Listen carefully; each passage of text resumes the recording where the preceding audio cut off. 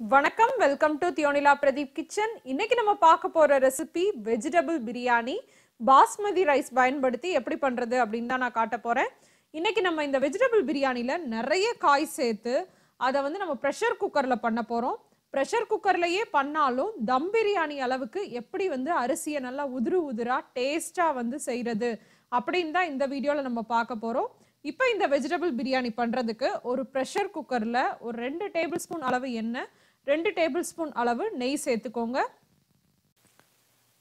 எண்ணெய் நல்லா காஞ்சதுக்கு அப்புறமா அதுல வந்து ஒரு 2 இன்ச் அளவு பட்டை, ஒரு 5ல இருந்து 6 கிராம்பு, 5ல இருந்து 6 ஏலக்காய், அப்புறம் ஒரே ஒரு அன்னாசி பூ, ஒரு சின்ன துண்டு அளவு கல்பாசு. கல்பாசி வந்து பாத்தீங்கன்னா நீங்க ரொம்ப அதிகமா சேர்த்தீங்க அப்படின்னா அதோட ஸ்மெல்லு வந்து அப்புறம் நல்லா இருக்காது. கொஞ்சமா சேர்த்தீங்க அப்படின்னா ஃப்ளேவர் ரொம்ப நல்லா இருக்கும்.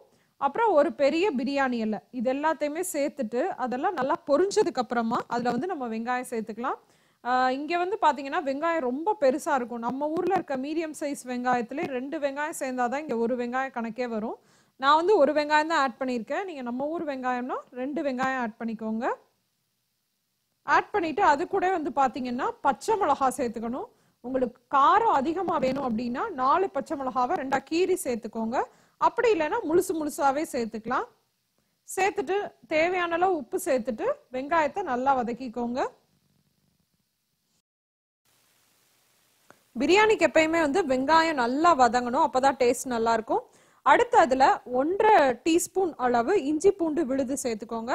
சேர்த்துட்டு அதையும் நல்லா வதக்கிக்கோங்க. இஞ்சி பூண்டு பேஸ்டோட பச்சை வாசனை எல்லாம் போனதுக்கு அப்புறமா வந்து நம்ம அதுல தக்காளி சேர்த்துக்கலாம். தக்காளியுமே பாத்தீங்கன்னா இங்க பெருசா இருக்கனால நான் ஒரே ஒரு தக்காளி தான் சேர்த்திருக்கேன். நீங்க நம்ம ஊர்ல இருக்க சின்ன தக்காளியா இருந்துச்சு அப்படின்னா 2 தக்காளி சேர்த்துக்கோங்க. மீடியம் சைஸா இருந்துச்சுன்னா 1.5 தக்காளி சேர்த்துக்கோங்க. நம்ம 2 கப் அளவு பாஸ்மதி ரைஸ்க்கு இதுதான் கரெக்டான அளவு இருக்கும். தக்காளியை வந்து ரொம்ப நேரம் வதக்கணும்னு அவசியம் இல்லைங்க. ஏன்னா நம்ம வந்து காயெல்லாம் சேர்த்தும் வதக்க போறோம். அப்பயே வந்து தக்காளியும் நல்லா வதங்கிரும். அதனால லேசா கலந்து விட்டுட்டு நம்ம காய் எல்லாத்தையுமே சேர்த்துக்கலாம். காய் வந்து பாத்தீங்கன்னா நான் கேரட், பீன்ஸ், காலிஃப்ளவர், அப்புறம் வந்து உருளைக்கிழங்கு, பச்சை பட்டாணி இதெல்லாமே சேர்த்திருக்கேன். கேரட் பாத்தீங்கன்னா ஒரு 2 சின்ன சைஸ் கேரட், ஒரு 5-6 பீன்ஸ், அப்புறம் வந்து காலிஃப்ளவர் வந்து கொஞ்சம். நான் எப்பயுமே வந்து காய் வந்து அதிகமா சேர்த்துக்குவேன். அப்புறம் உருளைக்கிழங்கு வந்து பாத்தீங்கன்னா ஒரு மீடியம் சைஸ் உருளைக்கிழங்கு எல்லாத்தையுமே கொஞ்சம் பெரிய பெரிய பீசஸா நறுக்கி சேர்த்துக்கோங்க. அப்பதான் வந்து பிரியாணில வெந்து வர்றப்ப நமக்கு நல்லா இருக்கும் டேஸ்ட். பட்டாணி வந்து பாத்தீங்கன்னா ஒரு கப் அளவு சேர்த்திருக்கேன். நான் எடுத்திருக்க ரைஸ் வந்து பாத்தீங்கன்னா 2 கப் பாஸ்மதி ரைஸ் தான். ஆனா காய் வந்து ரொம்ப அதிகமாவே எடுத்திருக்கேன். அப்பதான் வந்து டேஸ்டும் நல்லா இருக்கும், நமக்கு ஹெல்த்துக்கும் ரொம்ப நல்லது. அதனாலதான் நான் அந்த மாதிரி சேர்த்திருக்கேன். நான் சேர்த்திருக்க இதே காய் தான் சேர்க்கணும்னு அவசியம் இல்லைங்க. நீங்க பன்னீர், பட்டர் பீன்ஸ், அப்புறம் வந்து கேப்சிகம், இந்த மாதிரி உங்களுக்கு விருப்பமான எந்த காய் வேணாலும் சேர்த்துக்கலாம். இப்போ காயெல்லாம் நல்லா கலந்ததுக்கு அப்புறமா நம்ம இதுல வந்து மசாலா தூள் எல்லாம் சேர்த்துக்கலாம். 2 டீஸ்பூன் அளவு மிளகாய் தூள். காரம் கம்மியா இருக்க மிளகாய் தூள்னா 2 டீஸ்பூன் சேர்த்துக்கோங்க, இல்லைன்னா 1.5 டீஸ்பூனே போதும். ஏன்னா ஏற்கனவே நம்ம பச்சை மிளகா சேர்த்திருக்கோம். அப்புறம் 2 டீஸ்பூன் அளவு மல்லித்தூள், ஒரு 3/4 டீஸ்பூன் அளவு மட்டும் கரம் மசாலா. ரொம்பலாம் வேணாம், ஏன்னா ஏற்கனவே நம்ம மசாலா எல்லாமே வந்து கொஞ்சம் ராவாவும் சேர்த்திருக்கோம். அதனால ஒரு 3/4 டீஸ்பூன் மட்டும் சேர்த்துக்கோங்க. சேர்த்துட்டு மசாலாவோட பச்சை வாசனை எல்லாம் போற அளவுக்கு ஒரு 2 நிமிஷத்துக்கு வதக்கிக்கோங்க.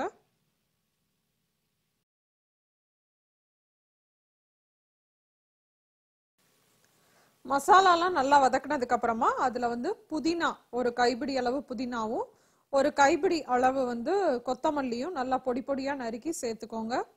இது கூடவே வந்து நம்ம தயிர் சேர்த்துக்கலாம். ஒரு 2.5 டேபிள் ஸ்பூன்ல இருந்து 3 டேபிள் ஸ்பூன் வரைக்கும் சேர்த்துக்கலாம். ரொம்ப புளிக்கிற தயிரா இருந்தா கம்மியா சேர்த்துக்கோங்க. சேர்த்துட்டு நல்லா கலந்து விட்டுக்கோங்க. ஒரு நிமிஷம் நல்லா வதக்குனதுக்கு அப்புறமா இதுல வந்து நம்ம தேவையான அளவு தண்ணி சேர்த்துக்கலாம். 1 கப் அளவு பாஸ்மதி அரிசிக்கு பாத்தீங்கன்னா 1.5 கப் அளவு தண்ணி வந்து கரெக்டா இருக்கும். இன்னைக்கு வந்து நம்ம காய் வந்து ரொம்ப அதிகமா சேர்த்திருக்கோம். நார்மலா சேர்க்கிற அளவு சேர்த்திருந்தோம்னா காய்க்கு தனியா தண்ணி வைக்கணும்ன்ற அவசியம் இல்லை. நான் ரொம்ப அதிகமா சேர்த்தனால காய்க்கு வந்து ஒரு 1/2 கப் அளவு மட்டும் எக்ஸ்ட்ரா சேர்த்துக்க போறேன். அதனால மொத்தம் வந்து 3.5 கப் அளவு தண்ணி சேர்த்துக்கிறேன் 2 கப் பாஸ்மதி ரைஸ்க்கு. சேர்த்துட்டு நல்லா கலந்து விட்டுக்கோங்க. இப்போ டேஸ்ட் பார்த்துட்டு உங்களுக்கு உப்பு உரப்பு வேணும்னா சேர்த்துக்கலாம். இப்போ நான் தேவையான அளவு உப்பு மட்டும் சேர்த்துக்கிறேன். அப்புறம் வந்து எப்பயுமே நான் பிரியாணிக்கு கடைசியா வந்து எல்லாத்தையும் பேலன்ஸ் பண்றதுக்காக 1 டீஸ்பூன் அளவு சுகர் சேர்த்துக்குவேன். அது வந்து நம்ம பிரியாணியோட டேஸ்டவே வந்து நல்லா என்ஹான்ஸ் பண்ணி கொடுக்கும். அதனால 1 டீஸ்பூன் அளவு சுகர் சேர்த்துட்டு நான் 20 நிமிஷம் அளவு ஊற வச்ச பாஸ்மதி அரிசி 2 கப் சேர்த்துக்க போறேன். தண்ணி எல்லாம் நல்லா வடிச்சிட்டு ஊற வச்சுக்கோங்க. கரெக்டா 20 நிமிஷம் ஊற வச்சுக்கோங்க.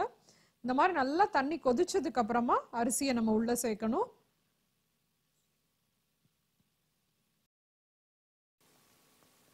அரிசியை சேர்த்துட்டு நல்லா கலந்து விட்டுக்கோங்க. இப்பயும் வந்து கொஞ்சம் அரிசி லைட்டா தண்ணி கொதிச்சதுக்கு அப்புறமா டேஸ்ட் பாருங்க. உங்களுக்கு உப்பு எதுவும் வேணும்னா சேர்த்துக்கலாம். ஏன்னா அரிசி வந்து கொஞ்சம் உப்பெல்லாம் வந்து எடுத்துக்கிறோம். ஸோ நம்ம எப்பயுமே டேஸ்ட் பார்க்குறப்ப கொஞ்சம் உப்பு வந்து அதிகமாக இருக்க மாதிரி இருக்கணும். அப்புறம் வந்து பார்த்தீங்கன்னா நல்லா தண்ணியெல்லாம் கொதிச்சு கொஞ்சம் லைட்டாக வந்து தண்ணி வந்து அரிசி அப்சர்வ் பண்ணியிருக்கணும். அப்புறம் தான் நம்ம வந்து மூடி வைக்கணும். இப்போ ஃபர்ஸ்ட் நம்ம சேர்த்ததோட கொஞ்சம் தண்ணி வந்து குறைஞ்சிருக்கு பார்த்தீங்களா?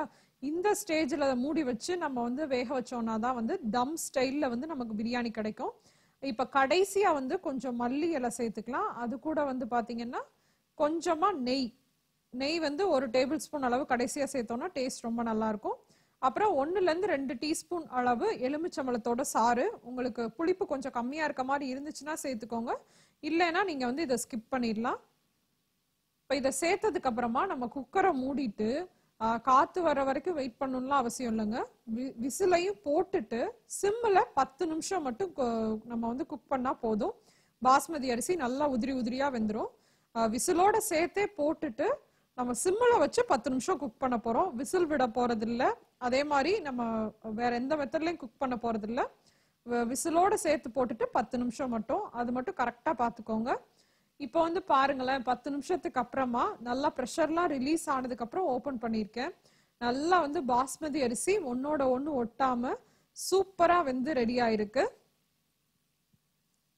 கடைசியா உங்களுக்கு வேணும்னா இன்னும் கொஞ்சம் கூட நீங்க லெமன் ஜூஸ் அப்படி இல்லைன்னா நெய் கூட சேர்த்துக்கலாம். ரொம்ப சூப்பரா ரெடி ஆயிருக்குங்க. கண்டிப்பா இந்த ரெசிபியை வீட்டில் ட்ரை பண்ணி பாருங்க. எல்லாருக்குமே ரொம்ப பிடிக்கும். ட்ரை பண்ணி பார்த்துட்டு எப்படி இருந்துச்சு அப்படின்ற உங்க கமெண்ட்ஸையும் ஃபீட்பேக்ஸையும் மறக்காம என் கூட ஷேர் பண்ணிக்கோங்க. இன்னொரு இன்ட்ரெஸ்டிங்கான அதே சமயம் நல்ல ஹெல்தியான ரெசிபியோட உங்க எல்லாரையும் சந்திக்கிறேன். அதுவரை உங்களிடமிருந்து விடைபெறுவது உங்கள் தியோனிலா பிரதீப். தேங்க்யூ.